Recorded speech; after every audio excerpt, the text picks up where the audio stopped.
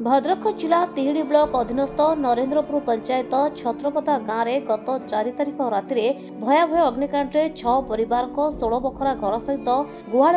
9 गाई गोरु जीवंत दग्ध होता घटना में पहुंचले कांग्रेस पूर्वतन साधारण संपादक युव कांग्रेस नेता मनोज विश्वाल समेत कांग्रेस कर्मी विपन्न को वस्त्र और किछि आर्थिक सहायता जोगाई समवेदना जणाइछन्ति। समस्त विपन्न को सरकारी स्तर में आवश्यकता अनुसार तुरंत बासगृह मृत गाई गोरु को हराई परिवार को आर्थिक सहायता जोगाई देवाकू सरकार को निवेदन करछन्ति। यदि विपन्न को खूब शीघ्र न्याय न मिले आगामी दिन में कांग्रेस विपन्न को पई राजरास्ता को ओह्लाई आंदोलन करने चेतावनी देछि कांग्रेस।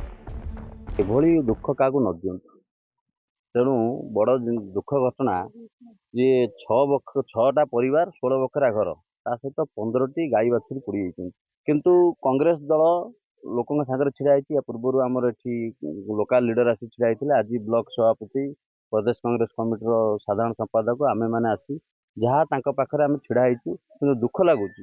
एटा मनमोहन सामलंकर कन्स्टिट्यूएंसी जी बीजेपी विधायक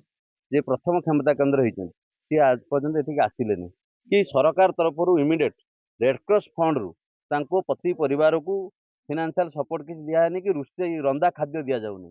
आमे दाबी करुचु सरकार जो घर पोड़ी 1,30,000 टंका इमिडिएट दबा कथा घर नुआ घर तैयारी करने दौतु रेडक्रॉस तरफ प्रति परिवार को 50,000 टंका दि जाऊ और जो गाई बाछुरी मारी तरफ 50,000 टंका प्रत्येक गाई बाछुरी दि जाऊ। ता सहित जी आमर जमी माटी जो लुट करी ये कोटी कोटी टंका लाभवान हो इंडिया 1 नंबर धनी धामरा पोर्ट अदानी कंपनी तरफ ए परिवार को तुरंत किपरि घर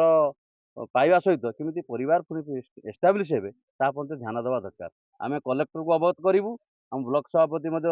आलोचना कर तहसिलदार को जदि 5 दिन भितर समस्त दायी पूरण न हुए ताने कांग्रेस दल आंपाई बेल पड़े राजरास्तार बुलेब भुवनेश्वर स्वर उठे। 6 परिवार घर शोबे घर असापत्र जिनपत्र गाई समस्ते पोड़ी जाइछन। गरीब अनटन बचुले आज बचापी बाट ना आज समस्त असहाय पड़े आम तरफ जहाँ साहाय्य कर परिवार सहित पूरा छिड़ा कि दुखर कथा राज्य सभापति मनमोहन सामल अंचल किंतु एजाए सरकार तरफ क्षतिपूरण दिगला ना से गाई गोरु को लेकिन तो परिवार पोषण करते से केमती परिवार चलिए केमती घर आगू केमती बंचे तापाई कि चिंता कले ना रेडक्रॉस तरफ तुरंत क्षतिपूरण दवा कथा सी भी किसी एक्शन आणिक देले ना रेडक्रॉस तरफ सहयोग मिलला ना किंतु मु अनुरोध करूँ दुखद घटना ये समय परिवार सहित समस्त छिड़ा हवा दरकार राजनीति ऊर्ध्वर रहीकि केमिति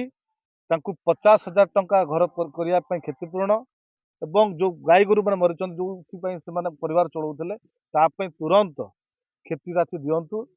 एवं सरकार राजनीति ऊर्ध्वर सेवा करतु यह आम रमें तुरंत ये बाहर की निश्चित कलेक्टर पाखे जो अनुरोध करूँ केमी तुरंत आर्थिक राशि सहायता मिल पार तापे आम रही। चंदवाली निशिकांत बेहरा रिपोर्ट संचार लाइव।